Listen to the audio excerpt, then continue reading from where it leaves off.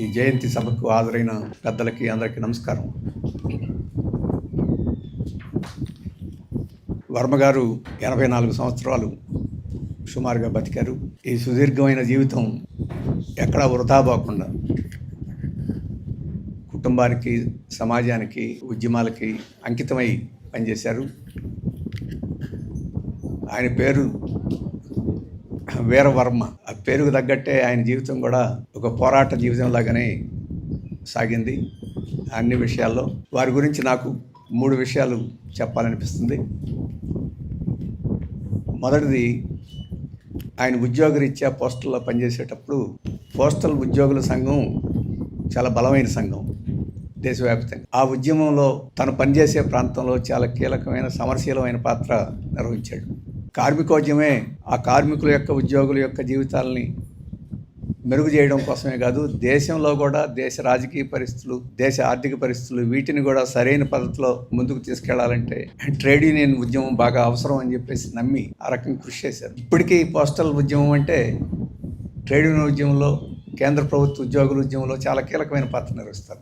సమస్యల మీద ఎప్పుడు రాజీ పడదు, విధానాలను ఎప్పుడు, తప్పుడు విధానాలను ఎప్పుడు అంగీకరించదు అటువంటి ఉద్యమం. ఆ ఉద్యమంలో ఆయన పనిచేశాడు. ఆ ఉద్యమం యొక్క సమరశీలత, ఆ సూటిదనం, ఆ కరుకుదనం వర్మ గారి జీవితంలో కూడా మనకి కనపడదు. ఇప్పుడు కూడా దేశంలో అటువంటి ట్రేడ్ యూనియన్ ఉద్యమం అవసరం.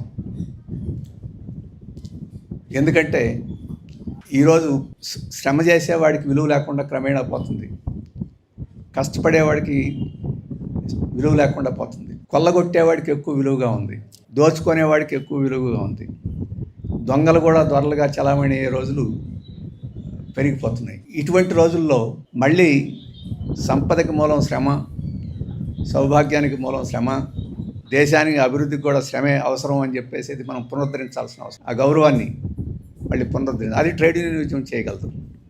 ఆ ట్రేడ్ యూనియన్ ఉద్యమానికి అణచివేయడానికి ఈరోజు దేశంలో, కేంద్రంలో బీజేపీ ప్రభుత్వం కానీ, రాష్ట్రాల్లో అనేక ప్రభుత్వాలు కానీ, ఇక్కడ ఎన్డీఏ, తెలుగుదేశం, జనసేన, బీజేపీ ప్రభుత్వం, పక్కన కాంగ్రెస్ ప్రభుత్వం కానీ, ఈ ప్రభుత్వాలన్నీ ఈ 4 లేబర్ కోడ్లను తీసుకొచ్చి వాటిని అమలు జరపాలని ప్రయత్నం చేస్తారు. ఈ లేబర్ కోడ్లు అమలు జరిగితే ఇప్పుడు ఉన్న కార్మిక హక్కులు కూడా ప్రమాదంలో పడే పరిస్థితి ఉన్నది. వర్మ గారి హయాంలో, ఆ కాలంలో ఎలా సమరశీల ఉద్యమాలు చేసామో ఈరోజు అటువంటి సమరశీల ఉద్యమాలను మళ్ళీ చేయాల్సిన అవసరం ఉన్నది. ఆ రకమైన ప్రయత్నాలు జరుగుతున్నాయి. ఇప్పుడు నా మిత్రులు ఉన్నారు ఇక్కడ, ఐఎన్టీయూసీ.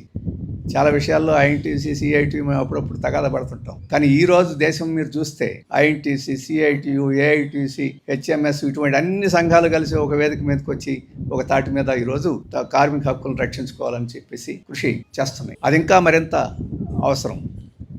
ఎందుకు అవసరం అంటే కార్మికులు జీతభత్యాలు పెంచుకోవడానికి కాదు, దేశ భవిష్యత్తుని, దేశ ప్రజల భవిష్యత్తుని మనం రక్షించుకోవడానికి కూడా అవసరం.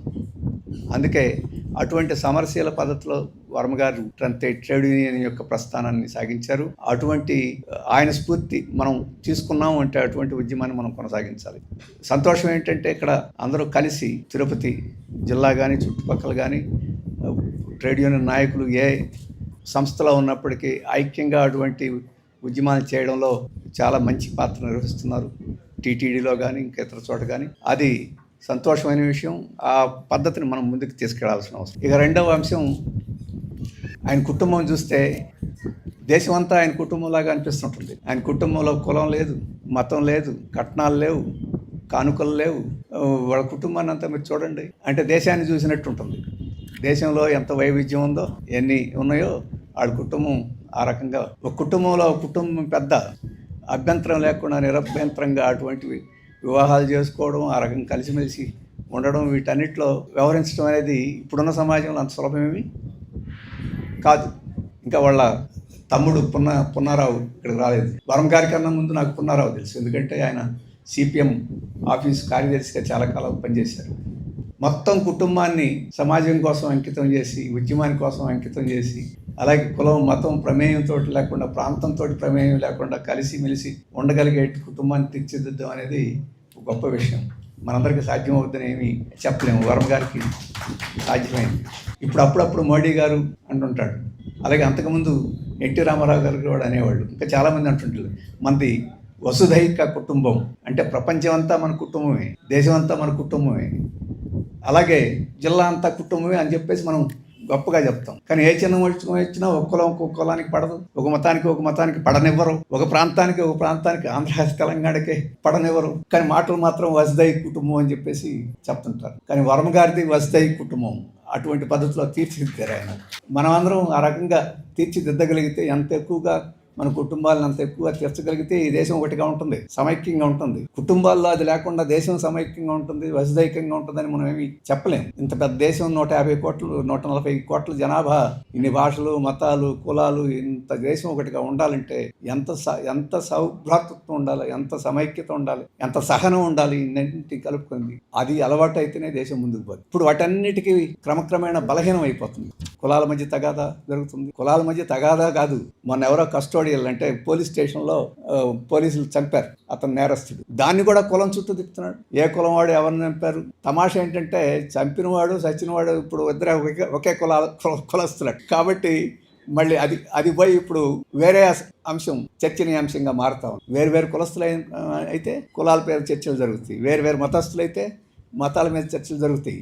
అసలు నేరం ఏమిటి, ఆ నేరం మీద చర్చలు జరగవు. అటువంటి స్థితికి రాజకీయాలు దిగజారుతున్న నేపథ్యంలో దేశం సమైక్యంగా ఐక్యంగా ఉండాలంటే ఇటువంటి స్ఫూర్తి మనకు కావాలి. ఆ భేదాలన్నీ పక్కన పెట్టాలి, మనం సమైక్యంగా ఉండేదానికి కృషి చేయాలి. అప్పుడు మనం సమైక్యంగా ఇక్కడ ఊర్లో కుటుంబంలో సమైక్యంగా ఉంటే దేశం కూడా సమైక్యంగా ఉంది. 140 కోట్ల మంది ఒక మాట మీద ఉంటే ప్రపంచంలో ఈ దేశం కన్నా గొప్ప దేశం, ఈ దేశం కన్నా బలమైన దేశం ఇంకే దేశం ఉండదు. ఆ రకంగా ఉండాలి అని చెప్పేసి అంటే అటువంటి స్ఫూర్తి మనం వర్మ గారి నుంచి మనం నేర్చుకోవాల్సి. ఇక మూడో విషయం, ఆయన తెలిసిన విషయాలు ఎప్పుడు దాచిపెట్టుకోడు, ప్రజలకు చెప్పాలని చెప్పేసి ప్రయత్నం చేస్తాడు. ఆ ప్రజలకు చెప్పే దాంట్లో కూడా ప్రజలకు అర్థమయ్యేట్టు, ప్రజలకు నచ్చేట్టు చెప్పాలనేది ఆయన తాపత్రయం. ఆయన అందుకనే ఆయన ఉద్యోగం చేశాడు, ప్రజాశక్తిలో పనిచేశాడు. ఇవన్నీ చేస్తూనే ఆయన హరికథ నేర్చుకున్నాడు. ప్రజలకి సులభంగా విషయం చెప్పాలంటే ఈ సామ్యవాదం గురించే, ఈ మత సామరస్యం గురించే, ఈ లౌకికవాదం గురించే, ఈ ప్రజాస్వామ్యం గురించి, ఈ దోపిడీకి వ్యతిరేకంగా సమానత్వం గురించే మాట్లాడాలంటే రాజకీయ నాయకులు చేసే ఉపన్యాసాల కన్నా ఇంకా మంచి పద్ధతిలో జనానికి తీసుకురావాలని నేర్చుకొని దానికోసం స్క్రిప్టులు రాసుకొని ఆ రకంగా ప్రదర్శనలు ఇచ్చే కృషి చేశారు. ఆ రకంగా ప్రజల దగ్గరికి విషయాన్ని తీసుకెళ్ళాలి. చాలా మంది మేధావులు ఉంటారు, కానీ మేధస్సు బుర్రలో ఉంటే సరిపోదు, మేధస్సు ప్రజల దగ్గరికి చేరాలి. మాలో చాలా మంది బాగా పుస్తకాలు చదివేవాళ్ళు ఉంటాం. నేను 1000 పుస్తకాలు 2000 పుస్తకాలు 1,00,000 పుస్తకాలు చదివి నీ బుర్రలోనే ఉంటే ఏమిటి ఉపయోగం? నువ్వు తెలుసుకున్నది ఏదో 4 ప్రజలకు చెప్తే అది ఉపయోగం. ఆ విషయాన్ని ఆయనకి అర్థం చేసుకున్నాడు. అందుకని ఆయన ప్రజల దగ్గర తీసుకెళ్ళగలిగే పరిస్థితి ఉంది. అంటే ప్రజలకు తెలిసేట్టు, ప్రజలకు నచ్చేట్టు, ప్రజలకు అర్థమయ్యేట్టు చెప్పగలిగే పరిస్థితి క్రమక్రమేణంలో తగ్గిపోతుంది. ఇప్పుడు ప్రజలను మోసం చేయగలిగేట్టు చెప్పేది పెరిగిపోతాం. ఉన్నది లేనట్టు, లేనిది ఉన్నట్టు సృష్టించి చెప్పగలిగేది ఆ తెలివితేటలు పెరిగిపోతున్నాయి. ఉన్న వాస్తవంగా చెప్పేది తగ్గిపోతాం. అటువంటి పరిస్థితి మారిపోవాలి. కష్టమైన, సుఖమైన, ఇబ్బంది అయినా ప్రజలకు వాస్తవాలు చెప్పాలి. ఆ వాస్తవాలను ఎదుర్కొనే తెలివితేటలు నేర్పాలి, ఎదుర్కొనే పద్ధతులు నేర్పాలి తప్ప మోసం చేసే పద్ధతుల్ని నేర్పడం వల్ల ఉపయోగం ఏమంటుంది? సమాజాన్ని ముందుకు. అటువంటి లక్షణం వర్మ గారికి ఉన్నది. కాబట్టి ఈ రోజు ఆయన్ని జ్ఞాపకం పెట్టుకుంటున్నామంటే మాలాంటి వాళ్ళం అటువంటి లక్షణాలను పుణికిపుచ్చుకొని ఏదో ఒక మేరకు సమాజానికి ఉపయోగపడాలని చెప్పేసి దేశం ఆ రకంగా కుటుంబ సభ్యులు ఈరోజు ఆయన గౌరవం ఇచ్చుకునే దానికి కూడా మనకు కూడా అవకాశం ఇచ్చారు. అందుకని వారికి ఈ సందర్భంలో ధన్యవాదాలు తెలియజేస్తున్నాను. ఇప్పుడు నన్ను ఈ సందర్భంలో మాట్లాడమన్న విషయాన్ని గురించి వస్తాను. మన దేశంలో ప్రస్తుత భారతదేశంలో ఏమిటి, మన ముందున్న సమస్యలు ఏమిటి, సవాళ్ళు ఏమిటి, పరిష్కారాలు ఏమిటి అని చెప్పేసి క్లుప్తంగా మీ ముందు నేను చెప్తాను. ఈరోజు మొదటి విషయం ఏంటంటే, మన దేశానికి తీవ్రమైన సవాలుగా మన ముందున్న సమస్య ఏంటంటే, మన దేశంలో సమస్య కాదు, దేశం బయట సమస్య, అంతర్జాతీయ సమస్య. ఈరోజు అమెరికాకి ఇరాన్కి మధ్య యుద్ధం జరుగుతుంది, ఆగుతుంది, మళ్ళీ జరుగుతూ ఉంది. అది ఆగిపోయినట్టు అనిపించట్లేదు, మళ్ళీ కొనసాగుతున్నట్టు అనిపించట్లేదు. ఫిబ్రవరి 28వ తేదీన ప్రారంభమైంది, ఇప్పటికే అది కొనసాగుతూనే ఉంది. ఎక్కడో పర్షియన్ గల్ఫ్ దగ్గర యుద్ధం జరుగుతుందని, చాలా దూరంగా ఉందని చెప్పేసి మనం ఎవరైనా మ్యాప్లో చూస్తే మనకు కొంత అర్థం అవుద్ది చూసేవాళ్ళు. కానీ ఎక్కడో దూరంగా జరుగుతుందని చెప్పేసి అనిపించవచ్చు. కానీ ఆ యుద్ధం యొక్క ప్రభావం ప్రపంచంలో అన్ని దేశాల కన్నా మన దేశం మీద ఎక్కువ పడుతుంది. ఆ యుద్ధం వివరాలు రోజు పేపర్లో చూస్తున్నారు కాబట్టి నేను దాని గురించి ఎక్కువ చెప్పను.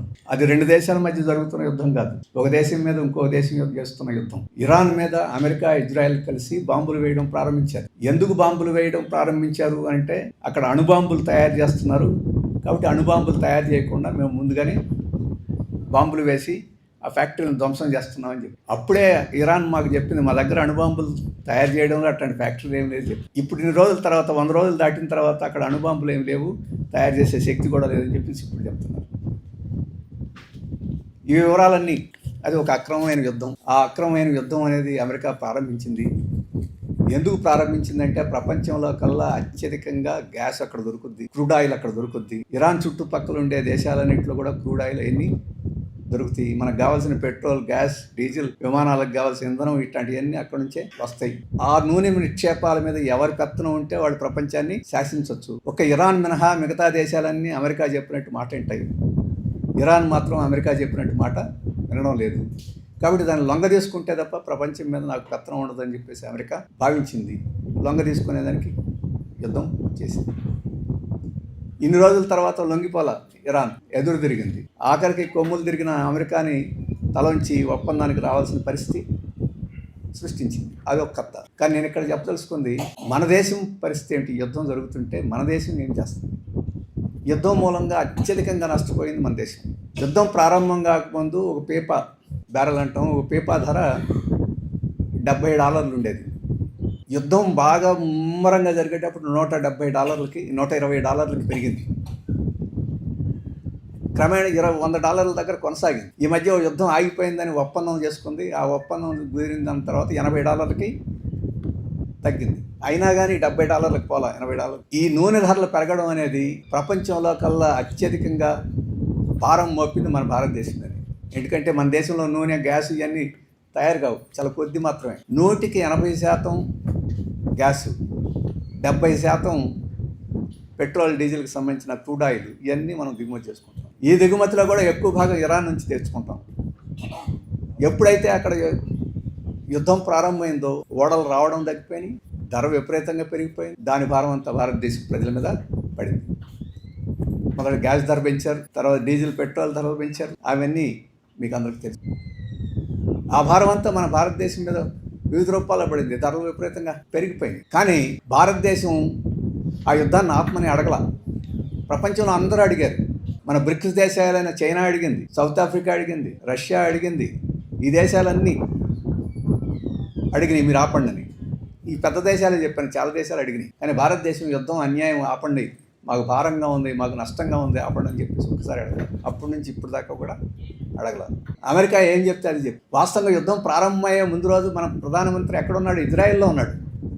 ఆయన ఇజ్రాయెల్ నుంచి బయటకు వచ్చిన తర్వాత బాంబింగ్ ప్రారంభమైంది. అంటే ఈయనకు తెలిసే ప్రారంభమైంది అని అనుమానం వస్తుంది. ఆ యుద్ధంలో ప్రారంభించండి, మేము మా మద్దతు కూడా వచ్చాడేమని అనుమానం వచ్చే పరిస్థితి ఉంది. కాబట్టి ఈరోజు భారతదేశంలో ఎంత ఆర్థికంగా ఇన్ని ఇబ్బందులు ప్రజలకు రావడానికి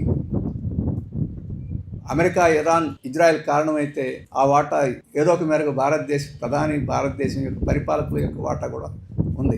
ఆ రకంగా ఈరోజు దేశానికి అన్యాయం చేయడంలో, అమెరికాకు సహాయం చేయడం కోసం భారత ప్రజలకు అన్యాయం చేశారు వీరు. దేశభక్తి గురించి మాట్లాడతారు, మేము దేశం కోసం, ప్రజల కోసం ఉన్నారు. దేశభక్తి కాదు, ట్రంప్ భక్తి, అమెరికా భక్తి ఈరోజు ఉన్నదనేది స్పష్టంగా కనపడుతుంది. మనకు స్కూటర్లు, కార్లు ద్వారా వాళ్ళకి కాదు ఈ ప్రభావం ఎరువుల మీద కూడా పడింది. ఎందుకంటే నాఫ్తాతోటి ఎరువులు తయారవుతాయి, యూరియా ఇవన్నీ తయారవుతాయి. ఈరోజు ఎరువులు యాప్ పెట్టి ఎరువులు దొరకకుండా, యూరియా దొరకకుండా చేస్తున్నారు. చూడండి, మీరు కొనండి ఎరువులు యాప్ పెట్టాం, ఆ యాప్ ద్వారా మీరు కొనుక్కోండి. ఇదంతా ఎందుకు? ఈ యుద్ధం మూలంగా ఎరువుల సరఫరా తగ్గిపోయింది, మేము యుద్ధాన్ని సమర్థించాము, అందుకని సరఫరా తగ్గిపోయిందని బాధ్యత తీసుకోకుండా ఇప్పుడు యాప్ పెట్టి, ఈ యాప్ వలన మీ దగ్గర సర్టిఫికేట్ సరిగా లేవు అని చెప్పేసి ఈ ఎరువుల కొరత కూడా లోపం మీది తప్ప మాది కాదని చెప్పుకునేదానికి ఈరోజు చేస్తాం. ఇవన్నీ పక్కన పెట్టండి. యుద్ధం ఒప్పందమై అంతర్జాతీయంగా క్రూడ్ ఆయిల్ ధరలు తగ్గిపోయినాయి కదా, $80 వచ్చేసినాయి కదా. మరి పెంచిన ధరలు తగ్గించేయాలిగా. ధరలు ఏమో పెంచేశారు. ఇప్పుడు అంతర్జాతీయంగా ధర తగ్గిపోయిన తర్వాత మనకు మాత్రం ధరలు తగ్గించడం లేదు. అంటే పెంచిన ధరలు ప్రజల మీద భారం పడ్డాయి. ఇప్పుడు అంతర్జాతీయంగా తగ్గిపోయినా ఇక్కడ ధరలు తగ్గించలేదు. ఈ తేడా ఎక్కడికి పోతుంది? ఈ తేడా ఎక్కడికి పోతుందంటే అంబానీకి పోతుంది, రిలయన్స్ వాడికి పోతుంది, లేకపోతే అదానికి పోతుంది. వాళ్ళందరూ అంతర్జాతీయంగా తెచ్చుకొని ఇక్కడ అమ్మకుండా ఇక్కడ రిఫైన్ చేసి విదేశాలకి ఎగుమతి చేస్తున్నారు. ఇక్కడ అమ్ముకొని ఉంటే దానికి పెంచిన ధర తగ్గించకుండా ఆ ధర అంతా వాళ్ళకి. అందుకని ఏమీ కష్టపడకుండా బిలియన్ల రూపాయలు ఈరోజు ఈ పెంచిన ధరలని బట్టి వాళ్ళకి వస్తుంది. కాబట్టి ప్రజల కష్టాలను కూడా లాభం చేసుకునే దానికి ఈరోజు వీళ్ళు అంతర్జాతీయంగా వచ్చిన పరిణామాలను ఈరోజు భారతదేశంలో ఈ పెద్ద పెద్ద కార్పొరేట్ సంస్థలకు లాభం చేసేదానికి ఈరోజు తప్పాడు. అందుకని మనం ఈరోజు డిమాండ్ చేయాల్సి ఉందంటే, ఇరాన్ అమెరికా మధ్య సంఘర్షణ ప్రారంభం కాకముందు ఏ రకమైన ధరలు ఉన్నాయో ఆ ధరల స్థాయికి తగ్గించాలి. ఆ యుద్ధం పేరుతోటి నువ్వు పెంచావు, అది అయిపోయింది, ధరలు తగ్గిపోయినాయి. కాబట్టి ఆ స్థాయికి నువ్వు ధరలు తగ్గించాలని చెప్పేసి మనం డిమాండ్ చేయాల్సిన అవసరం. ఈ కేంద్ర ప్రభుత్వం ఎందుకంటే అవి వాళ్ళకి కావాల్సిన వాళ్ళకి ఈ ధరల యొక్క లాభం జరుగుతుంది కాబట్టి కొనసాగింది. అలాగే ఈరోజు మరో ముఖ్యమైన విషయం ఈరోజు జరుగుతుంది అంతర్జాతీయంగా. అమెరికాకి భారతదేశానికి వ్యాపారం చర్చలు జరుగుతున్నాయి. ఇండో యుఎస్ ట్రేడ్ అని చెప్పేసి మీరు పేపర్లో చూస్తున్నారు. జూన్ 1 నుంచి 4 దాకా చర్చలు జరిగినాయి, ఏం పరిష్కారం కాలేదు. మళ్ళీ ఇంకో రౌండ్ చర్చలు జరుగుతున్నాయి అని. ఎక్కడో అమెరికాకి మనకి చర్చలు జరుగుతున్నాయి, మనకేం సంబంధం లేనుకోదు. ఈ వ్యాపారంలో అమెరికా ఒత్తిడి చేస్తుంది మన మీద. మా దేశం నుంచి మీ దేశంలోకి సరుకులు పన్నులు లేకుండా దిగుమతి చేసుకోండి. అమెరికా వాళ్ళు మొక్కజొన్నలు బాగా పండిస్తారు, ఈ మొక్కజొన్నలన్నీ మీరు దిగుమతి చేసుకోండి అని. ఈ మొక్కలన్నీ దిగుమతి అయితే మనం మొక్కజొన్నలు పండించే రైతులు ఏమైపోతారు? అలాగే వాళ్ళు సోయా ఏమంటాం వాటిని, సోయాని వాళ్ళు ఎక్కువ పండిస్తారు. ఆ సోయాని మీరు దిగుమతి చేసుకోండి. మరి సోయాని ఉత్పత్తి చేసే మహారాష్ట్ర, ఇక్కడ ఆంధ్రాలో తక్కువ, తెలంగాణ, మహారాష్ట్ర, కర్ణాటక సోయా బాగా పండిస్తారు. ఆ రైతుల సంగతి ఏమిటి? ఆ రైతులంతా దెబ్బతినిపోతారు. అలాగే కోళ్ల పరిశ్రమ బాగా ఎక్కువ అమెరికాలో. వాళ్ళు కోడి కాళ్ళు తినరు, కోడి ఈ చెస్ట్ తింటారు. మరి ఆ కోళ్ళు మీరు ఆ కాళ్ళను దిగుమతి చేసుకోమని ఒత్తిడి చేస్తున్నారు. మీరు ఇక్కడ ఉంటారు కదా, ఏమిటి, కెంటకీ చికెన్, కేఎఫ్సీస్లో మీకు ఏమంటాం వాటిని, లాలీపాప్లో లేకపోతే ఏ పాప్లో అంటారు. అవన్నీ అక్కడ తినరు కాబట్టి, అక్కడ మిగిలిపోతున్నాయి కాబట్టి దిగుమతి చేసుకోమంటున్నారు. మన వాళ్ళు సుంకాలు విధించారు. ఇప్పుడు సుంకాలు లేకుండా దిగుమతి అయిపోతాయి. ఇక్కడ ఈ కోళ్ళ పరిశ్రమలు కానీ కాళ్ళు పోతాయి. అటువంటి పరిస్థితి వస్తుంది. అలాగే మన దేశంలోకి డైరీ ఇప్పుడు వరకు దిగుమతి లేదు. అంటే పాలు, వెన్న ఉత్పత్తి, చీజు ఇటువంటివన్నీ దాని మీద సుంకాలు ఎక్కువ ఉన్నాయి. దిగుమతి చేసుకోవచ్చు కానీ చాలా సుంకాలు తక్కువ ఉంటాయి. ఇప్పుడు ఆ సుంకాలు తీసేయమంటున్నాడు. ఆ సుంకాలు తీసేస్తే ఐరోపా నుంచి, అమెరికా నుంచి ఈ పాల ఉత్పత్తులన్నీ మన మీద పడ్డాయంటే దాదాపు 3 కోట్ల మంది ఉన్నారు భారతదేశంలో పాల మీద ఆధారపడే రైతాంగం. వాళ్ళందరూ దెబ్బతినిపోతారు. ఈ ఒక ఎత్తు అయితే, అమెరికా ఇంకోటి కోరుతుంది ఏంటంటే విదేశీ యూనివర్సిటీలు రానియాలి. అలాగే పెట్టుబడులు మనకి ఇక్కడికి వస్తే మీరు సంపద పన్ను కానీ కార్పొరేట్ పన్ను కానీ ఏమి వేయకూడదు, ఇవన్నీ ఒప్పుకోవాలి అని చెప్పేసి ఒత్తిడి చేస్తారు. ఇన్సూరెన్స్ కంపెనీలు ఇప్పుడు జాయింట్గా రావాల్సి ఉంటుంది. ఇన్సూరెన్స్ కంపెనీలు మొత్తం వాళ్ళ ఇన్సూరెన్స్ కంపెనీలు మామూలు కంపెనీలాగా మన కంపెనీలాగా వ్యాపారం చేసుకోవచ్చు. ఆ రకంగా ఒత్తిడి చేస్తారు. ఇవన్నీ వస్తే భారతదేశంలో ప్రజల మీద భారాలు పట్టడమే కాదు, భారతదేశంలో ఉండే పరిశ్రమలు, భారతదేశంలో ఉండే పెట్టుబడిదారులు కూడా లేకుండా పోతారు. వాళ్ళతోటి జాయింట్గా పోవడం, లేకపోతే వాళ్ళతోటి కలిసిపోవడం, లేకపోతే వాళ్ళ దగ్గర కాంట్రాక్టర్లుగా చేరడం ఈరోజు పరిస్థితి. కాబట్టి ఈ ఒప్పందం ఇంకా చర్చలు జరుగుతున్నాయి. ఈ ఒప్పందం పూర్తయితే ఇన్ని తరగతుల మీద నష్టం జరుగుద్ది. దీని మీద మనం పోరాటం చేయాలా లేదా పోరాటం చేసే వాళ్ళని మద్దతు ఇవ్వాలా లేదా? ఈరోజు మోడీ గారే కాదు, చంద్రబాబు ఫుల్గా మద్దతు ఇచ్చేస్తారు. చంద్రబాబే కాదు, జగన్మోహన్ రెడ్డి కూడా ఫుల్గా మద్దతు ఇచ్చేస్తారు. ఇందాక విలేకరులు అడుగుతున్నారు, ఇక్కడ పరస్పరం బూతులు తిట్టుకుంటున్నారు, కొట్టుకుంటున్నారు, అరుచుకుంటున్నారండి అంటే, ఈ అరుచుకోవటం కొట్టుకోవడం అంతా నాటకమేను. ఢిల్లీలో ఇద్దరు కలిసే చేతులు ఎత్తుతున్నారు. డిలిమిటేషన్కి ఇద్దరు కలిసే చేతులు ఎత్తారు. పార్లమెంట్లో అన్నింటిలో అక్కడ కలిసే చేతులు ఎత్తున్నారు. ముందు ఈయన పోయి కలిసి వస్తాడు, మోడీ గారికి నమస్కారం చేసి, ఆ తర్వాత వెనకపోయి ఈయన నమస్కారం చేసేస్తారు. ఇక్కడ కూడా చూడండి, జగన్మోహన్ రెడ్డి దగ్గర పెత్తనం చేసిన పెద్ద పెద్ద పెట్టుబడిదారులందరూ ఇప్పుడు చంద్రబాబు నాయుడు దగ్గర పెత్తనం చేస్తున్నారు. ఏం తేడా లేదు. వాడు అక్కడే ఉంటాడు, వీడు అక్కడ. ఏ పేరైనా మీరు చూడండి, మీరు ఆ కంపెనీ పేరు ఆ రోజు పత్రికలన్నీ తిరగడేయండి. చంద్రబాబు ఏ పెట్టుబడిదారులను అయితే తిట్టాడో వాళ్ళందరూ ఇప్పుడు చంద్రబాబు నాయుడు దగ్గర. చంద్రబాబు మొదట 5 సంవత్సరాలు పరిపాలన చేసినప్పుడు జగన్మోహన్ రెడ్డి ఎవరి పేర్లు అయితే తిట్టాడో వాళ్ళందరూ జగన్మోహన్ రెడ్డి పరిపాలనలో ఆయన దగ్గరే ఉన్నారు. ఇవన్నీ కాదు, అంతకుముందు ఎలక్ట్రల్ బాండ్స్ అనేవి ఉంటాయి. అంటే పెద్ద పెద్ద పెట్టుబడిదారులు ఈ పార్టీలకు ఫండ్ రహస్యంగా ఇచ్చేవాళ్ళు. అవన్నీ పేర్లు వచ్చినాయి. మీకు తెలుగుదేశానికి ఇచ్చినవాడు జగన్మోహన్ రెడ్డికి ఇచ్చినాడు, జగన్మోహన్ రెడ్డికి ఇచ్చినవాడు తెలుగుదేశానికి ఇచ్చినాడు. ఆ ఖాతాలన్నీ చూస్తే ఏమిటి తేడా? వీళ్ళిద్దరు కలిసి కొంతమందికి వాళ్ళకే సేవ చేస్తున్నారు. మన దగ్గర మాత్రం చాలా పోజు పెట్టి ఏదో పొట్టాడినట్టు, కొట్టుకుంటున్నట్టు, తిట్టుకుంటున్నారు. దేని గురించి తిట్టుకుంటున్నారు? మన ప్రజల సమస్య మీద ఏమైనా తిట్టుకుంటున్నారా? ఎప్పుడన్నా ఒక ప్రజా సమస్య మీద మాట్లాడిన పరిస్థితి లేదు కదా. అందుకని ఈ పార్టీలన్నీ ఈ అమెరికా ఒప్పందం మీద మాట్లాడే సంతోషం. తెలుగుదేశం వాళ్ళని జగన్మోహన్ రెడ్డి విమర్శించమనండి, జగన్మోహన్ రెడ్డి తెలుగుదేశం వాళ్ళని విమర్శించమండి. అమెరికా రైతులకు అన్యాయం జరుగుతుంది, దీని మీద మీరు రైతుల తరఫున నిలబడతారా లేదని ప్రశ్నించుకుంటే అది అర్థం అవుతుంది. అది లేదు. అందుకని ఈరోజు మన ముందు ఉన్నది ఏంటంటే, మన దేశం మీద అమెరికా చాలా తీవ్రమైన ఒత్తిడి చేస్తుంది. మన రైతుల్ని, మన వ్యవసాయాన్ని, మన పరిశ్రమలను దెబ్బతీసే పద్ధతిలో రేపు ఒప్పందాలు చేసుకోవాలని చెప్తున్నారు. ఆ ఒప్పందాలను మనం వ్యతిరేకించాల్సి. ఒకప్పుడు బ్రిటిష్ వాళ్ళు మన దేశంలో ప్రత్యక్షంగా ఇక్కడ ఉండి ఈ సంపదను దోచుకొని పోయారు. ఇప్పుడు ఈ అమెరికాను ఇటువంటి వాళ్ళు ఇక్కడికి రానక్కర్లేదు, అక్కడే ఉండి దోచుకోపోవచ్చు. కానీ అటువంటి ఒప్పందాలని చేసుకోవాలనుకుంటున్నారు. ఆ ఒప్పందాలకి లోబడి ఈరోజు మోడీ వ్యవహరిస్తున్నాడు. మోడీ అటువంటి ఒప్పందాలను చేస్తుంటే చంద్రబాబు ఇటువంటి వాళ్ళందరూ, జగన్మోహన్ రెడ్డి నోరు మెదపకుండా దానికి సానుకూలంగా వ్యవహరిస్తున్నారు.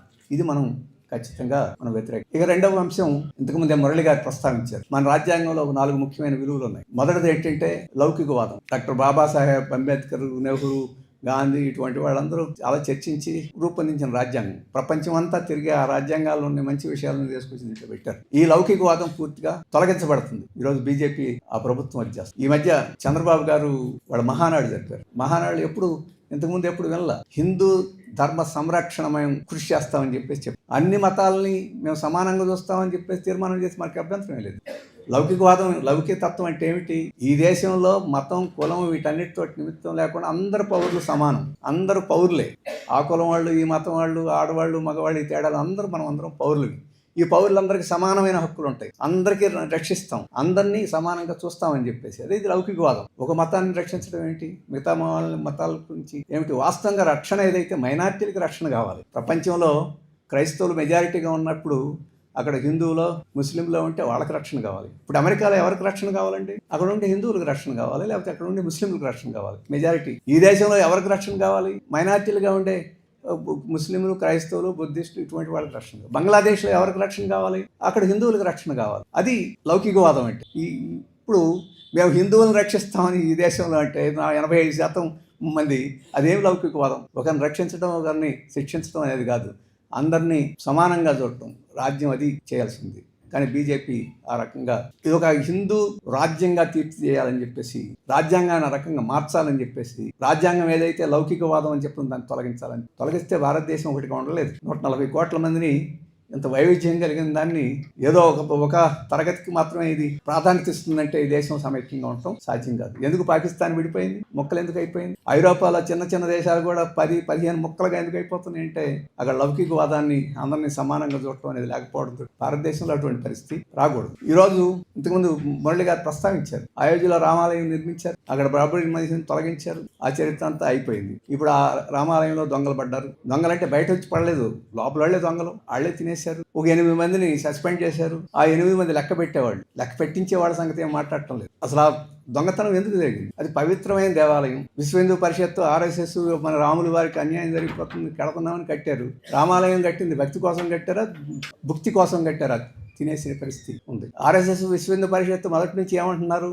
ఈ హిందూ దేవాలయాల మీద ప్రభుత్వాల పెత్తనాలు ఏమిటి? అవన్నీ ట్రస్టులకు ఇచ్చేయండి, వాటికి వదిలేసేయండి అని చెప్పి టీటీడీ మీద కూడా అది చెప్పారు. అంటే ఇక్కడ తినడానికి కుదరడం లేదు, ఇక్కడ కూడా ఇచ్చేయండి అని చెప్పేసి ఆఖరికి అక్కడ డబ్బులు తినేస్తే ఎవరు ఇప్పుడు విచారణ చేశారు? ప్రభుత్వం వచ్చి విచారణ చేయాల్సిన పరిస్థితి. అందుకని ఏ భక్తి మీద ప్రభుత్వంకి అజమాయిషి ఉండకూడదు. కానీ భక్తి పేరుతో జరిగే కార్యక్రమాలన్నిటి మీద ప్రభుత్వం యొక్క అజమాయిషి ఉండాలి. అక్కడ ఉద్యోగులు ఉన్నారు, ఉద్యోగాల జీతపత్యాల మీద ప్రభుత్వానికి అజమాయిషి ఉండక్కర్లేదా? అక్కడ పారిశుద్ధ్యం ఉండాలి, పారిశుద్ధ్యం ఉందా లేదా చూసే దాని మీద అజమాయిషి ఉండక్కర్లేదా? అక్కడ డబ్బులన్నీ వసూలు చేస్తున్నారు, ఆ లెక్కలు సరిగా ఉన్నాయా చూసే అజమాయిషి ఉండక్కర్లేదా?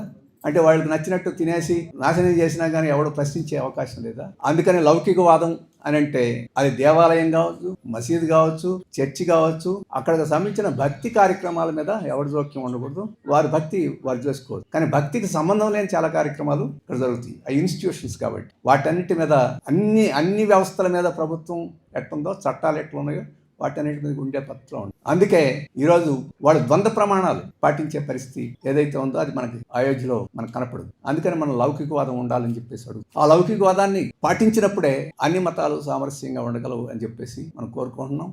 అటువంటిది ఇంతకుముందే చెప్పాను, అటువంటి లౌకికవాదం ఉంది కాబట్టి ఇప్పుడు వరం గారి కుటుంబం ఆ రకంగా సమైక్యంగా ముందుకు పోగలుగుతున్నాం. లేకపోతే ఎట్లా మనం ఉమ్మడిగా ముందుకు పోగలం? అలాగే ప్రజాస్వామ్యం విషయం కూడా నిన్న మీరు పేపర్లో చూస్తుంటారు. బెంగాల్లో బీజేపీ ప్రభుత్వం వచ్చిన తర్వాత మొట్టమొదటి చేసింది ఏంటంటే పీడీ యాక్ట్ తీసుకు. పీడీ యాక్ట్ అంటే ఒకసారి నిన్ను అరెస్ట్ చేస్తే 1 సంవత్సరం దాకా బెయిల్ రాదు. బెయిల్ రాకపోవడం అటుంచేసి 1 సంవత్సరం దాకా లాయర్ని కూడా పెట్టుకునేదానికి లేదు పీడీ యాక్ట్. ఇప్పుడు మురళి తిరుపతి దేవస్థానం మీద ఆందోళన చేసిన పీడీ యాక్ట్ పెట్టి ఇప్పుడు మంగంపేటలో ఏదో చేస్తున్నాడంట, వాళ్ళందరూ కలిసేసి పీడీ యాక్ట్ పెట్టేసి జైలు పెట్టేదనే పెట్టేసి. కాబట్టి వాళ్ళకి ఇబ్బందిగా ఉండే వాళ్ళందరినీ నోరు మూపించడానికి అటువంటి వాటి చేయడానికి ఇటువంటి పీడీ యాక్ట్లు తీసుకొచ్చారు. ఇంతకుముందు ఎస్మా యాక్ట్లు అట్లాంటివన్నీ తీసుకొచ్చిన వాళ్ళు ఏమైపోయారో తెలుసు. ఇటువంటివి కూడా రాజ్యానికి ఇప్పుడు అందుకనే మనం కూడా ఇప్పుడు అక్కడ కృష్ణలంకలో సాయి కృష్ణని కస్టోడియల్ అతను అంతకుముందు మర్డర్ చేస్తున్నాడు, కేసులు ఉన్నాయి. చాలా మంది అనుకుంటున్నారు వాడు నేరస్తుడిని చంపితే ఏమిటి అని చెప్పి. రాజ్యానికి చంపే హక్కు ఇస్తే నేరస్తుడిని కాదు, నేరం చేయని వాడిని కూడా చంపేస్తుంది రాజ్యం. రాజ్యానికి ఎవడిష్టం లేకపోతే ఉంటుంది. రాజ్యంలో అధికారంలో ఉన్నవాడు ఎవడికి ఇష్టం లేకపోతే వాడు నేరస్తుడిగా ముద్ర వేసి ఏమైనా చేసేయచ్చు. ఒకసారి రాజ్యానికి అటువంటి చట్టబద్ధంగా వ్యవహరించాలి రాజ్యం తప్ప చట్టానికి భిన్నంగా రాజ్యం వ్యవహరించేదానికి హక్కు ఇస్తే ప్రజాస్వామ్యం ఉండదు. ఒక నేరస్తుడైతే నేను చంపాలనే హక్కు నీకు ఉండాలా? ఒక నేరస్తుడిని చంపాలనే హక్కు నీకు ఉండాలంటే రేపు నేరస్తుడు కాని వాడికి ముద్ర వేసి నేరస్తుడు అని చెప్పి చంపేసే అది రేపు నీ దగ్గరికే వస్తుంది. అందుకని ఎట్టి పరిస్థితుల్లోనూ ప్రపంచంలో అందుకని మనం అప్పుడప్పుడు మన కేసులు వస్తుంటాయి. ఒక మహిళ ఉంటుంది, ఆ మహిళను రేప్ చేస్తారు. వెంటనే చాలామంది అనేది ఏంటంటే ఆ అమ్మాయి క్యారెక్టర్ బాగలేదు, అందుకని క్యారెక్టర్ బాగలేకపోతే రేప్ చేసే హక్కు నీకు ఉండాలా? లేదు, రేపు చేసేసి క్యారెక్టర్ బాగలేదని చెప్పేస్తుంటారు. అందుకని రాజ్యానికి అటువంటి హక్కు ఉండకూడదు. అది నియంతృత్వానికి, నిరంకుశత్వానికి, అలాగే అధికారంలో ఉండేవాళ్ళు చేసే దుర్మార్గాలను కప్పిపెట్టుకోవడానికి ఉపయోగపడుతుంది. అందుకని మనం అటువంటి ధోరణులు పెరిగిపోతున్నాయి సమాజంలో. ఆ ధోరణి మనం సమర్థించే ఈ ప్రచారాల మూలంగా మనం సమర్థించే ధోరణి కూడా మిడిల్ క్లాస్లో పెరిగిపోతుంది. వాడు దుర్మార్గుడు చంపేశారు, బాగానే ఉంది. ఆ మధ్య పోలీసులు ఒక 4-5 నేరస్తులు కలిపి మాస్ రేప్ చేసినప్పుడు ఈ పోలీసు వాళ్ళ 4 పట్టుకుపోయి అక్కడెక్కడ ఊరి బయటకు తీసుకెళ్ళి కాల్చేసాం. అది చాలా గొప్ప విషయంగా చూస్తున్నారు. కానీ తెలంగాణ సాయుధ పోరాటం జరిగేటప్పుడు ఆ రకంగానే చాలా మందిని ఇళ్లలో జ్వరబడి తీసుకెళ్లి కాల్చి చంపేసి. ఇంతకుముందు మురళి గారు రెఫర్ చేశారు 1974 నుంచి 78 మధ్య పశ్చిమ బెంగాల్లో 1400 మందిని సిపిఎం కార్యకర్తలను తీసుకెళ్లి పోలీసులు కాల్చాం. వాళ్ళు నేరస్తులు కాదు, ప్రజల కోసం పనిచేసిన వాళ్ళు. కానీ ప్రజల కోసం పనిచేసిన ఇప్పుడు అధికారంలో ఉండేవాడు కోపంగా ఉంటుంది, వాళ్ళు దోచుకునే దానికి అడ్డంగా ఉంటుంది. కాబట్టి తీసుకెళ్ళి కాల్చి చంపేసేసి ఏదో ఒకటి పోలీసుల మీద పారిపోవడం మొదలెట్టారు, తుపాకీ తీసి కాల్చిపోయారు. అందుకని ఆత్మరక్షణలో కాల్చేసామని చెప్పి మీరు ప్రతి పోలీస్ స్టేట్మెంట్ చూడండి, ఆత్మరక్షణ కోసం కాల్చేసామని చెప్పి. ఇటువంటి దానికి అవకాశం మనం ఇవ్వకూడదు. అందుకని ప్రజాస్వామ్యాన్ని రక్షించుకోవడం అనేది ప్రతి ఒక్క ఇప్పుడు ఈరోజు బీజేపీ పరిపాలనలో ఇటువంటి అసహనం పెరిగిపోతుంది. ప్రజాస్వామ్యకి, చట్టానికి, రూల్కి భద్రత లేకుండా పోతుంది. అది కూడా మనం ఆలోచన చేయాలి. ఇక 3వ విషయం, రాష్ట్రాల హక్కులు పూర్తిగా పోతున్నాయి. రాష్ట్రాల హక్కు ఈరోజు రేపు 2వ తేదీ ఇక్కడ ఓబులవారిపల్లెలో ఈ ఉపాధి పథకాన్ని ప్రారంభించబోతున్నాడు ముఖ్యమంత్రి గారు. వాళ్ళందరూ కలిసి పాత ఉపాధి చట్టం రద్దు చేసి కొత్త ఉపాధి చట్టం తీసుకొచ్చి జీరామ్జీ అని పేరు పెట్టి చేస్తున్నారు. ఇది ఉపాధి ఇచ్చే చట్టం కాదు, ఉపాధి తీసేసే చట్టం. ఇంతకుముందు ఏమిటి, 100 రూపాయలు దాన్ని ఖర్చు పెడితే 90 రూపాయలు కేంద్ర ప్రభుత్వం ఇచ్చేది, 10 రూపాయలు రాష్ట్ర ప్రభుత్వం ఖర్చు పెట్టాలి. ఇప్పుడు కొత్త చట్టంలో 60 రూపాయలు కేంద్ర ప్రభుత్వం వస్తుంది, 40 రూపాయలు రాష్ట్ర ప్రభుత్వం. రాష్ట్ర ప్రభుత్వం దగ్గర డబ్బులు లేవు, రాష్ట్ర ప్రభుత్వం వాటా ఇవ్వలేదనుకో కేంద్రం వాటా ఇవ్వదు. ఇది మొత్తం మూలన పడిపోయే పరిస్థితి. అన్ని రాష్ట్రాలు అడుగుతున్నాయి ఇది పద్ధతి బాగలేదు, పాత పద్ధతులు ఇవ్వాలని. ఆఖరికి బీజేపీ రాష్ట్రాలు కూడా మోడీని అడిగినాయి ఇది పద్ధతి కాదు, పాత పద్ధతి. చంద్రబాబు నాయుడు నోరు మెదపడం లేదు, పవన్ కళ్యాణ్ నోరు మెదపడం లేదు, రోజు ప్రజల గురించి మాట్లాడు, నోరు కూడా పెగట్టడం లేదు. ఏమన్నా మాట్లాడితే ఏమొస్తుందని భయపడుతున్నారో లేకపోతే. అందుకనే రేపు ఆంధ్రప్రదేశ్లో ఈ ఉపాధి చట్టం అమలు జరిగి కాస్త ప్రజలకు మేలు జరుగుతున్న చాలా రాష్ట్రాల్లో, ఆంధ్రప్రదేశ్ కూడా అంత కాకపోయినా, కేరళ, బెంగాల్, త్రిపుర అంత కాకపోయినా కొద్దిగా మేలు జరిగే రాష్ట్రాలు ఇవి. రేపు అది పూర్తిగా పోద్ది.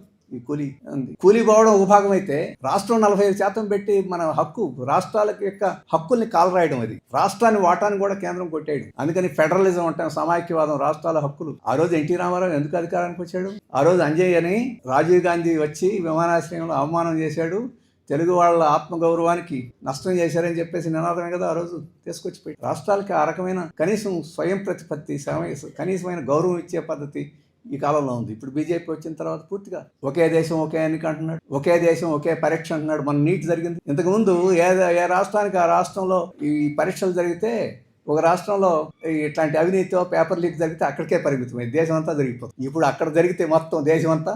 మెడికల్ పరీక్షకి 25 లక్షల మంది రాశారు పరీక్ష, ఒక్క పేపర్ లీక్ అయితే 25 లక్షల మంది దేశవ్యాప్తంగా పోయారు. ఇంతకుముందు రాష్ట్రాలకి అవకాశం ఉండేది. కాబట్టి ఒకే దేశం ఒకే ఎన్నిక, ఒకే దేశం ఒకే పరీక్ష, ఒకే దేశం ఒకే లైసెన్స్. ఇప్పుడు రేపు మన డ్రైవింగ్ లైసెన్స్ కూడా ఒకే దేశం ఒకే లైసెన్స్. ఇప్పుడు ఒకే దేశం ఒకే తిండి. అంతా వెజిటేరియన్ తినాలట. వెజిటేరియన్ తినవచ్చు, ఎవరికైనా నచ్చితే, మీకు నచ్చితే మీరు వెజిటేరియన్ తినండి, మనకి అభ్యంతరం ఏమో. నాకు నచ్చితే నేను నాన్ వెజిటేరియన్ తింటాను. కొంతమంది అన్నీ కలిపి తినేస్తాం. ఎవరి ఎవరికి ఎవరికి నచ్చింది వాళ్ళది. ఒకే దేశం ఒకే తిండట, ఒకే దేశం ఒకే దుస్తులట. ఇదేం 140 కోట్ల మందిని ఒక మూసలో పెట్టి ఒక రాయగలిగే పెట్టగలిగే అవకాశం ఉంటుందో? సాధ్యం కాదు. ఇది చాలా వైవిధ్యమైన దేశం. అందుకని వైవిధ్యాలకు గౌరవం ఇచ్చే పద్ధతి ఉండాలి, రాష్ట్రాలకు గౌరవం ఇచ్చే పద్ధతి ఉండాలి. పూర్తిగా నాశనం అయిపోతుంది. చివరి అంశం మన రాజ్యాంగంలో సామాజిక న్యాయం గురించి చెప్పి, సామాజిక న్యాయం అంటే ఎంత వైవిధ్యం కలిగిన కులాలు ఉన్నాయి, మతాలు ఉన్నాయి, వీటి మధ్య అంతరాలు ఉన్నాయి. ఈ కుల వివక్ష ఉంది, లింగ వివక్ష ఉంది. ఇప్పటికే ఆడవాళ్ళని చిన్న చూపు చూసే పద్ధతి ఉంది, బలహీన వర్గాలను చిన్న చూపే పద్ధతులు ఉన్నాయి. ఇవన్నీ కుదరదు, అందరూ సమానంగా ఉండాలని చెప్పేది రాజ్యాంగం చెప్పదు. ఆ రకంగా చెప్పి దాన్ని పాటిస్తే ఇవాళ కాకపోతే రేపైనా అటువంటి సమాజాన్ని సాధించేదానికి అవకాశం ఉంటుంది. ఇప్పుడు ఆ సామాజిక న్యాయాన్ని కూడా భంగం కలిగించే పరిస్థితి ఉంది. ఇప్పుడు ప్రభుత్వ రంగాలు ఉన్నాయి కాబట్టి దాంట్లో రిజర్వేషన్లు అమలు జరుగుతున్నాయి. అన్ని ప్రైవేట్ వాళ్ళకి అప్పగించేస్తున్నారు. ఇప్పుడు చంద్రబాబు నాయుడు రేపు విద్యుత్ అని ఇప్పుడు 3 కంపెనీలు 3 కంపెనీలు ఉన్నాయి డిస్కామ్. ఇప్పుడు చంద్రబాబు నాయుడు ఈ మొత్తంలో ఉండే వ్యవసాయ కనెక్షన్స్ అనేది తీసి వేరే కంపెనీ పెడతాడు. ఎందుకు పెడతాడు? వ్యవసాయం బాగా అభివృద్ధి చేయడానికి కాదు, ఈ వ్యవసాయాన్ని పక్కన పెట్టి మిగతా 2 కంపెనీలు అమ్మేయడం. ఇదేదో కొత్తగా కాదు. ఇప్పుడు కర్ణాటకలో టాటా వాడికి 14 జిల్లాలు అమ్మేశారు. వాళ్ళు కూడా ఇట్లా వేరు చేసి ఒక కంపెనీ పెట్టారు. వ్యవసాయ కనెక్షన్స్ అన్ని తీసేసి వేరే కంపెనీలు పెట్టి మిగతా కంపెనీలన్నీ, ఎందుకంటే వ్యవసాయానికి సబ్సిడీ ఇస్తున్నారు కదా, ఆ సబ్సిడీ ఏదో గవర్నమెంట్ మీద భారం వేసి సబ్సిడీ వేయడానికి అవసరం లేనన్ని ఈరోజు ప్రైవేట్ వాళ్ళకి అక్కడ టాటాకి ఇచ్చారు. రేపు ఇక్కడే చంద్రబాబు ఎవరికి ఇస్తారు? స్మార్ట్ మీటర్లు బిగించేదానికి కోసం అయితే స్మార్ట్ మీటర్లు ఎవరు యజమాని? అదాని కాంట్రాక్టర్ ఎవరు? షిరిడి సాయి కంపెనీ. రేపు ఈ రాష్ట్రంలో కూడా ఆ డిస్కామ్లు వస్తాయి. ఇది ఎందుకు చెప్తానంటే విద్యుత్ ఇప్పుడు ప్రభుత్వ రంగంలో ఉంది, అది పోతే రిజర్వేషన్ పోతాయి. స్టీల్ ప్లాంట్ మూతపడిపోతుంది, అది రిజర్వేషన్ పోతాయి. స్టీల్ ప్లాంట్ని మూత వేయడానికి సాధ్యం కాల, ఎందుకంటే 3 సంవత్సరాల పాటు పోరాటం చేశారు, ఆపేశారు. ఇప్పుడు అందుకని అవుట్ రైట్గా ఎవరికో అమ్మేయడం సాధ్యం కాదు కాబట్టి దాని మెయింటెనెన్స్ లేకుండా చేశారు, దానికి రిపేర్లు లేకుండా చేశారు. ఇప్పుడు యాక్సిడెంట్ అయింది, పాత పడిపోయింది, దీన్ని నడపడం సాధ్యం కాదు, క్లోజ్ చేసి. అంటే అది అంటమే పోకపోతే పొగ పెట్టేసుకోవడం అంటమే, అట్లా అది నేరుగా ప్రైవేటీకరణ సాధ్యం కాలేదు కాబట్టి ఈ రకం చేసేస్తారు. చంద్రబాబు నాయుడు ఒక్క మాట కూడా మాట్లాడు. కాబట్టి ఈ సామాజిక న్యాయం అని చెప్పేసేది ఈ 70-75 సంవత్సరాల్లో కొద్ది మేరకైనా కొంత ప్రయోజనం జరిగింది, దాన్ని పూర్తిగా నాశనం చేయాలని ప్రయత్నం చేస్తున్నారు. కాబట్టి ఈరోజు మన ముందున్న ఏంటంటే స్వాతంత్ర పోరాటం చేసి ఒక రాజ్యాంగాన్ని రూపొందించుకొని ఆ రాజ్యాంగం ఇంకా మెరుగు చేసుకోవాలి తప్ప రాజ్యాంగంలో మెరుగ్గా ఉన్న వాటన్నిటిని నాశనం చేసే కార్యక్రమం ఈరోజు జరుగుతుంది. కాబట్టి దాన్ని మనం నష్టపోకుండా మనం చూసుకోవాల్సిన బాధ్యత కూడా ఈరోజు మన ముందు ఉన్నది. కాబట్టి రాష్ట్ర రాజకీయాలు ఎంత దురదృష్టంగా ఉన్నాయంటే ఈ అన్ని పార్టీలు వామపక్షాలు మినహాయిస్తే కేంద్ర ప్రభుత్వం తరఫున ఉంది. జగన్ పార్టీ కేంద్ర ప్రభుత్వాన్ని మద్దతు ఇస్తుంది, పవన్ కళ్యాణ్ మద్దతు ఇచ్చేస్తున్నాడు, అలాగే చంద్రబాబు ఎలాగో మద్దతు ఇస్తున్నాడు. ఇక్కడ అపోజిషన్ ఎవరనేది కనపట్ల. బూతులు తిట్టుకోవడమే అపోజిషన్ అంటే ఇక రాజకీయాలు మనం చేసేదేమి. ఒక విధానాల మీద నువ్వు అంగీకరిస్తున్నావా వ్యతిరేకిస్తున్నావా దాన్ని బట్టి నువ్వు ప్రతిపక్షమా అధికార పక్షం నిర్ణయిస్తారు. అందరూ కలిసి ఈరోజు కేంద్ర ప్రభుత్వ విధానాలను సమర్థిస్తూ ఇక్కడ అపోజిషన్ ఏముంది. అందుకని ఇప్పుడు రాజధానికి వీళ్ళు వైపున వెళ్తారు, వాళ్ళు అడ్డుకుంటారు. ఇప్పుడు ఎవరు వెళ్ళారు, ఎవరు అడ్డుకున్నారు, ఎవరు దౌర్జన్యం చేశారని చర్చ జరుగుతుంది. కాబట్టి ఇటువంటి వాటి మీద ఇప్పుడు ఇంతకుముందు మంగంపేట వెరైటీస్ వాళ్ళు వచ్చారు. ఆ మంగంపేట వెరైటీస్ కనీసం దాదాపు 2,000 రూపాయలు అంతర్జాతీయంగా అమ్ముతుంది. 1,200కి ఇచ్చేస్తున్నాడు ఇక్కడ కాంట్రాక్టర్. ఏకంగా ఏం కష్టపడక్కర్లేదు, ఒక టన్నుకి 1,000 రూపాయలు జేబులు వేసుకునేదానికి అవకాశం. అది కూడా ఎగుమతి. ఇక్కడ దాన్ని పలవరైజ్ చేసేసి సున్నం చేసేస్తే ఇక్కడ పని అన్నా దొరుకుతుంది కొంతమందికి వర్కర్స్. ఇప్పుడు బండలు తవ్వడం తీసుకెళ్ళి అమ్మేసేది. ఆ 60 లక్షల టన్నులు వెంటనే తీసుకెళ్లేదానికి అవకాశం ఎక్స్పోర్ట్ చేసి. ఈ దేశంలో ఉపాధి ఏమిటి, ఈ దేశంలో పరిశ్రమలు ఏమిటి, దాని గురించి పట్టించుకునే పరిస్థితి. అందుకని చంద్రబాబు నాయుడు ఇక్కడ బండలే కాదు వరుస పెట్టి రాష్ట్రంలో ఉండే కొండలన్నింటినీ అమ్మేసి ప్రకాశం జిల్లాలో జిందాలకి అమ్మేస్తారు. ఇది ఇనప కొండలు. ఇక్కడ ఇంకా కొండలు ఉన్నాయంటే ఆ కొండల్ని ఇప్పుడు అంతా దృష్టి అంతా కొండల మీద పడ్డారు. ఏ కొండల మీద ఏది ఉందో చూసేసి దాన్ని అమ్మేసి అక్కడ ఏదో పరిశ్రమ పెట్టి చేయాలని చెప్పి ఇప్పుడు బీచ్ల మీద పడ్డాడు. అక్కడ సారా దుకాణాలు పెడతాడు వరుసగా, బీచ్లు అన్నిటి పెట్టి. దానికి ముద్దు పేరు ఏంటంటే బీచ్ షాక్స్ అంటే సారా దుకాణాలు బీచ్లో పెట్టి. ఎయిర్పోర్ట్లో అయితే మందు పుచ్చుకునేవాడు ఎవడు ఇబ్బందులు పడతాడు అనుకో. అక్కడ మామూలు సాధారణమైన వాళ్ళు బీచ్కి పోయేదానికి అవకాశం లేకుండా ఇప్పుడు నదులన్నింటినీ అదానికి ఇస్తున్నారు. మీరు అందరూ సీలేరు నది ఉంది, విశాఖపట్నం విజయనగరం జిల్లా సీలేరు నది. ఆ నది బాగా ఉంటుంది. కష్టం లేకుండా విద్యుత్ ఉత్పత్తి చేయొచ్చు.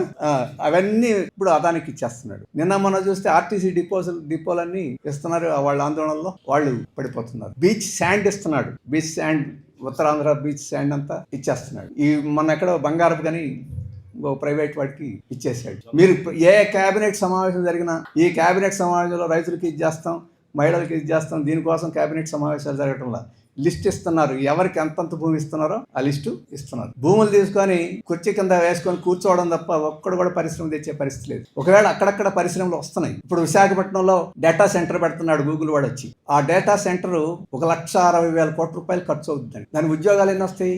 3,000 వస్తాయి. ఆ 3,000 కూడా ఇక్కడ ఉండే వాళ్ళకి వస్తాయనేమి లేదు. ఆ టెక్నాలజీ తెలిసిన వాళ్ళు వస్తాయి. సరే 3,000 ఉద్యోగాలు ఎంత అనేది కాదు. దానికి అయ్యే విద్యుత్తు, ఒక సంవత్సరానికి అయ్యే విద్యుత్తు కారు చౌకగా ఇస్తున్నారు. విశాఖపట్నం 20 లక్షల జనాభా కలిగిన పట్టణం అంతా వాడే విద్యుత్తు వాడు ఒక్క రోజులో వాడతాడు. విశాఖపట్నంలో ఒక 4 రోజుల పాటు మంచినీళ్ళకి సరఫరా చేసి నీళ్ళన్నీ వాడు ఒక్క రోజులో వాడతాడు. ఇవన్నీ ఉచితంగా లేకపోతే కారు చౌకగా ఇస్తున్నారు. అంటే ఖర్చు మనది, లాభం వాడిది. అటువంటి పరిశ్రమలు వస్తున్నాయి, ఉద్యోగాలు రావడం లేదు. కాబట్టి పాతకాలంలో బ్రిటిష్ వాళ్ళు దోచుకోకపోవడం అనేది ఆ రూపంలో జరిగితే ఇప్పుడు ఇంకొక పద్ధతిలో దోచుకుపోవడం అని చెప్పేసి జరుగుతుంది. ఇంతకుముందు చెప్పాను, ఈ ఖనిజాలన్నీ కూడా ఇక్కడ ఉత్పత్తి జరిగి ఇక్కడ ఉపాధి సృష్టించేది కాదు, తవ్వడం. ఆ తవ్వడానికే మనుషులు అవసరం లేదు. పెద్ద పెద్ద క్రేన్లు వచ్చేసి వాటిన్నింటినీ తవ్వేసే కార్యక్రమం చూస్తాం. అందుకని అకస్మాత్తుగా ఇప్పుడు వాటర్ రైవుల మీద పడ్డారు. ఎందుకంటే ఇక్కడ తవ్వడం, అక్కడ నింపడం, అక్కడ పంపడం, ఇదే ఈ 3 పనులే ఈరోజు జరిగిపోతుంది. కానీ ఈరోజు అభివృద్ధి గురించి చంద్రబాబు నాయుడు మాట్లాడు. ఈ 3 కార్యక్రమాలు ఫుల్గా డబ్బులు వస్తాయి, కానీ అభివృద్ధి జరగడం లేదని అనుకోవద్దు. ఇంతకుముందు 10 మంది పెద్ద పెద్ద పెట్టుబడిదారులు ఉంటే చంద్రబాబు పోయే లోపల 100 మంది అవుతారు. వాళ్ళు పెట్టుబడిదారులు కాదు, ఇవన్నీ జాయింట్గా జరిగాయి.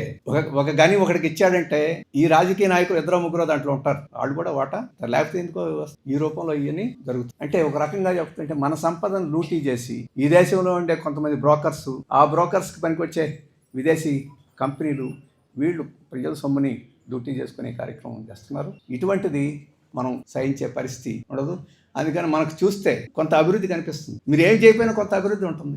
70 సంవత్సరాల తర్వాత ఏమి చేయకపోయినా కొంత అభివృద్ధి ఉంటుంది. కానీ అభివృద్ధి ఎవరి కోసం అనేది అప్పుడప్పుడు పేపర్లో వస్తుంటాయి. ఆంధ్రప్రదేశ్లో బిలియనియర్స్ ఎంతమంది అంటే 10 ఏళ్ల క్రితం 4 ఉన్నారు, ఇప్పుడు 40 మంది అయ్యన్నారు.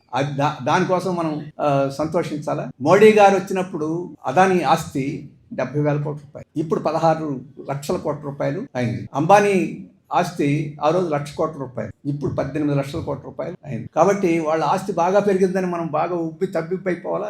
లేదు, శ్రమ చేసే కార్మికులకి, కష్టజీవులకి, రైతులకి, వీళ్ళందరికీ కూడా ఏదో ఒక వాటా దక్కింది అని చెప్పేసి మనం సంతోషించాలి. గత 20 సంవత్సరాల నుంచి కార్మికుల వేతనాలు భారతదేశంలో పెరగలేదు. ప్రపంచంలోనే పెరగలేదు, భారతదేశంలో పెరగలేదు. ఉద్యోగులు కానీ కార్మికులు కానీ మీరు రూపాయల్లో పెరిగి ఉండొచ్చు, కానీ ధరలన్నింటినీ పరిగణలోకి తీసుకుంటే ఏమి పెరగల. పెరిగిన ధరలు వీటన్నిటిని, కానీ వాళ్ళ సంపద అంత పెరిగింది. మరి సృష్టించింది ఎవరు? ఆ సృష్టించిన వాళ్ళ వాటా ఏమిటి అంటే మనకి అర్థం చేసుకో. అందుకని ఇది కూడా అయితే మనకందరికీ కోపం వచ్చి పార్టీలన్నింటినీ ఓడించేసి ఏమైనా ప్రజలకు పనికొచ్చే వాళ్ళని గెలిపించుకునే అవకాశం ఉంటుందా? ఆ ప్రజాస్వామిక హక్కు కూడా లేకుండా చేస్తున్నారు. ఎందుకంటే పార్లమెంట్కి, శాసనసభలకి విలువ లేకుండా పోయింది. ఇప్పుడు SIR వచ్చింది. SIR అంటే స్పెషల్ ఇంటెన్సివ్ రివిజన్, అంటే ఓటర్ లిస్ట్ని మన రాష్ట్రంలో 2002లో చేశారు, మళ్ళీ ఇప్పుడు చేస్తారు. దీంట్లో మన ఓట్లు తొలగించబడతాయి. మన ఓట్లు, నీ ఓటు నా ఓటు తొలగిస్తారా? వాళ్ళు నియోజకవర్గాలు డీలిమిటేషన్ చేస్తున్న నియోజకవర్గాలన్నీ చూస్తారు. వాళ్ళకి ఎక్కువ ఓట్లు ఎట్లా వస్తాయో వాటిని చూసే నియోజకవర్గాలను విభజన చేస్తారు. ఒకవేళ విభజన చేసినప్పుడు ఖచ్చితంగా కుదరకపోతే ఈ SIRలో నాకు ఓటు అయిన వాళ్ళందరినీ తొలగించే పని చేస్తారు. అది బెంగాల్లో చేశారు, జమ్మూ కాశ్మీర్లో చేశారు, ఇప్పుడు దేశం అంతా చేస్తున్నారు. రేపు 2029 ఎన్నికల్లో ఇప్పుడు ఉదాహరణకి ఈ నియోజకవర్గంలో నాకు 200 ఓట్లు నాకు తగ్గుతాయి, నేను గెలవలేను అన్నాను అనుకోండి. SIRలో 400 ఓట్లు నాకు అవతల వాళ్ళకి వచ్చి తీసేశారనుకోండి, గెలిచిపోతారు. అట్లా ఒక 15 సీట్లో 20 సీట్లో ఎంపిక చేశారనుకోండి, మెజారిటీ. ఆ పని రేపు చేయబోదు. ఇది జరగదని మీరు అనుకోవద్దు. మీరు పేపర్లో చూసుంటే, ఇవాళ పేపర్లన్నింటిలో చూసుంటే ఒక ముఖ్యమైన వార్త వచ్చింది. అదేమిటంటే టెలిగ్రాఫ్ అనే పేపర్కి ఎడిటర్గా ఉన్నాడు రాజగోపాల్ అని. గతంలో టెలిగ్రాఫ్ అనే పేపర్ పెద్ద పేపర్, దానికి ఎడిటర్గా రాజగోపాల్ అని. ఆయన ఒక ప్రకటన చేశాడు. వారి అమ్మాయి అమెరికాలో పెళ్లి చేసుకోండి. ఆ పెళ్లికి వీళ్ళు అమ్మాయి తాత అలాగే తండ్రి వీళ్ళందరూ కుటుంబం వెళ్ళాలి. వెళ్ళి పాస్పోర్ట్ అడిగితే ఓటర్ లిస్ట్లో నీ పేరు లేదు కాబట్టి నీకు పాస్పోర్ట్ లేదని చెప్పారు. ఆయన టెలిగ్రాఫ్ పత్రిక ఎడిటరు. పేరు లేదంటే మన బెంగాల్లో ఓటర్ లిస్ట్ తయారు చేసేటప్పుడు ఈయన పేరు లేదు, SIRలో ఎగిరిపోయింది. మరి ఆయన దేశం యొక్క పౌరుడా లేదా అని చెప్పేసి. ఆయన అయితే ఏదో తినడానికి ఉండే ఆయన కాబట్టి పాస్పోర్ట్ అన్నారు. ఇప్పుడు అన్ని రాష్ట్రాల్లో చెప్తున్నారు, రేపు ఓటర్ లిస్టులో పేరు లేకపోతే మీకు రేషన్ కార్డు ఉండదు, మీకు లైసెన్స్ ఉండదు, మీకు ఏమీ ఉండదు అని చెప్పేసి ఆల్రెడీ తీసేస్తున్నారు. కర్ణాటకలో తీసేశారు, బెంగాల్లో ప్రారంభించేశారు, అస్సాంలో ప్రారంభించారు. కాబట్టి మనకు ఓటర్ లిస్టులో పేరు లేదు. మనం అర్జెంటుగా పోయి ఓటర్ లిస్టులో చేర్చుకుందామంటే నీ దగ్గర 20 రకాలు అడుగుతాడు దమ్మని. అవి లేకపోతే ఒకళ్ళు అవన్నీ ఇచ్చినా కానీ తీసేస్తాడు. ఎట్లా తీసేస్తాడు? బెంగాల్లో 75 లక్షల మందిని అనామత్తు ఖాతా ఏమన్నారు వాటిని, లాజికల్ డిస్క్రిపెన్సీస్ అంటే తర్కబద్ధమైన సమస్యలు ఉన్న ఓటర్లు. అంటే నాది బివి రాఘవులు అని, లేకపోతే మన వర్మ గారు అనుకోండి, అవనిగడ్డ వేరే వర్మ అని ఉంది, అవనిగడ్డ వర్మ అని అనుకోండి, నీ దగ్గర ఒకవేళ పొరపాటు గౌరవంగా అవనిగడ్డ వర్మ గారు అని రాశాను, గారు ఉంటే ఎగిరిపోతుంది, ఎందుకంటే అది తర్కబద్ధంగా లేదు. ఇట్లాంటి పేరుతోటి 75 లక్షల మంది తీసేశారు. సరే 75 లక్షల మంది తీసేస్తే కోర్టులకు వెళితే న్యాయమూర్తుల సమక్షంలో వీటిని పరిష్కారం చేయాలని చెప్పారు. అందరూ కొట్లాడితే వీటిలో 30 లక్షలు పరిష్కారం అయింది. మన ఎన్నికల్లో 25 లక్షల మందికి ఓట్లు లేకుండా పోయింది. న్యాయం వీళ్ళు ఎంతమంది చేస్తారు కోర్టులన్నీ? కొంతమంది చేయలేకపోయారు. వాటిని మీ లోపం మూలంగా వెరిఫై చేయలేకపోయారు కాబట్టి వీళ్ళందరికీ ఓట్లు ఇవ్వాలని అందరూ అడిగితే ఇవ్వలేదు. ఆ 25 లక్షల మందికి ఓట్లు నిరాకరించి మరి బీజేపీ గెలిచేసింది అక్కడ. అందుకని నేను చెప్తుంది, ఇది ఎవరు గెలుస్తారనేది కాదు, ఏ పార్టీ గెలుస్తుంది. ఇది ప్రజాస్వామిక హక్కు. మన ఈ దేశంలో పుట్టి ఈ దేశంలో పెరిగిన తర్వాత ఓటింగ్ హక్కు అనేది ప్రజాస్వామిక హక్కు, రాజ్యాంగబద్ధమైన హక్కు. నీ ఓటింగ్ హక్కు లేకుండా చేసి నువ్వు ఈ దేశ పౌరుడివే కాదన్నట్టుగా ఈరోజు చిత్రీకరించే పరిస్థితి ఈరోజు ప్రభుత్వం చేస్తుంది. ఇది ప్రజాస్వామ్యం. అందుకని ఆ ఓటింగ్ రైట్ మనది. ఆ ప్రజాస్వామ్యాన్ని కూని చేసేదానికి అవకాశం ఇవ్వకూడదు. ఆ ప్రజాస్వామ్యం ఉంది కాబట్టి ఎవరు గెలుస్తున్నారో ఎవరు గెలవలో అది వేరే విషయమైనా, మనం అడిగేదానికి, మాట్లాడేదానికి, ఉద్యమం చేసేదానికి, ప్రొటెస్ట్ చేసేదానికి ఒక హక్కు ఉన్నది. అది కూడా లేకుండా పోయే పరిస్థితి ఈరోజు ఉంది. కాబట్టి వీటన్నిటి గురించి మనం ఆందోళన చేయాలి. మన ప్రజాస్వామ్యాన్ని రక్షించుకోవాలి. మన రోజువారీ తిండి గడిస్తే సరిపోద్ది అనుకుంటే ఈ సమాజంలో పనికిరాదు. మనకు స్వేచ్ఛ కావాలి, ప్రజాస్వామ్యం కావాలి, సామరస్యం కావాలి. ఇటువంటి హక్కులు కూడా మనకు కావాలి. అన్నిటికన్నా మించి మనం శ్రమ చేసి సంపద సృష్టించి సమాజానికి తోడ్పడుతుంటే మన శ్రమ చేసిన దానికి గౌరవం కూడా ఈ సమాజంలో మనకి దక్కాలి. హీనంగా చూసే పరిస్థితి ఉండకూడదు. కాబట్టి ఈ అన్నిట్లోనూ మనం మన బాధ్యత నిర్వహించాలంటే వర్మ గారి లక్షణాలు మనం అలవాటు చేసుకోవాలి. ఆ స్ఫూర్తిని మనం పొందాలి. మనం దేన్ని అన్యాయం సహించేవాడు మనిషి కాదు. మానవుడికి జంతువులకి తేడా ఏమిటంటే ప్రశ్నించటం. ఇది ఏమిటి అని చెప్పేసి ప్రశ్నించే లక్షణం ఆ లక్షణం వర్మ గారి దగ్గర చాలా ఉంది. ఒక ప్రశ్ని రోడ్డు మీద ఒక అన్యాయం జరుగుతుంది చూసి చూడనట్టు పోయే సమాజం ఎక్కువ కాలం సమాజంగా బతకలేదు. దాన్ని ప్రశ్నించి అడిగే పరిస్థితి ఉంటేనే ఏ సమాజమైనా ముందుకు పోతుంది. అటువంటి స్థితి లేకపోతే రోడ్డు మీద సరే ఈ ప్రభుత్వాలు, మనం ఎన్నిక చేసిన ప్రభుత్వాలు చట్టబద్ధంగా చేయకపోతే ఈ చట్టబద్ధం కాదని చెప్పేసి ప్రశ్నించే హక్కు మనకు ఉంది, ప్రశ్నించే అవసరం కూడా ఉంది. దేనికి మనం వెరవకుండా ఒకడమైతే భయపడాల్సి వస్తుంది. కానీ అందరం అడిగినప్పుడు భయం ఎవరికీ ఉండాల్సిన అవసరం లేదు. అటువంటిది స్ఫూర్తిని మనం పొందాల్సిన అవసరం ఉంది. అటువంటి అవసరం కూడా ఈరోజు దేశంలో ఉందని చెప్పేసి మీ అందరికీ నేను తెలియజేస్తూ నాకు ఈ అవకాశం ఇచ్చినందుకు ధన్యవాదాలు తెలియజేస్తాను.